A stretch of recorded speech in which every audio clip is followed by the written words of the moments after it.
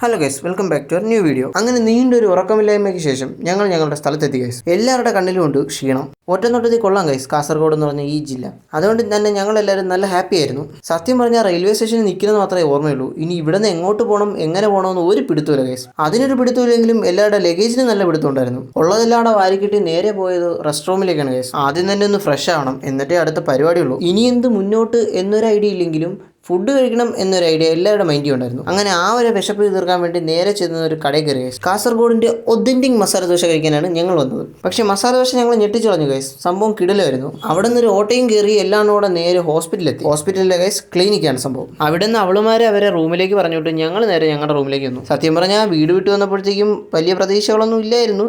എന്നാലും ഒരു പ്രതീക്ഷയ്ക്കനുസരിച്ചൊരു റൂമായിരുന്നു അത്. ഓരോ ഉറക്കവും കഴിഞ്ഞ് നേരെ എണീറ്റു ഗൈസ് ഉച്ചയൊക്കെ ആയപ്പോഴത്തേക്കും. എന്നിട്ടായിരുന്നു ഞങ്ങളുടെ കറക്കം മുഴുവൻ തുടങ്ങിയത്. വൈകിട്ടൊരു ബണ്ണും ചായയും, രാത്രി നേരെ പോയി ഫുഡ് കഴിക്കാൻ. ഇന്നത്തേക്ക് അത്രയേ ഉള്ളൂ ഗൈസ്. അടുത്ത വീഡിയോ ആയിട്ട് ഉടനെ വരാം.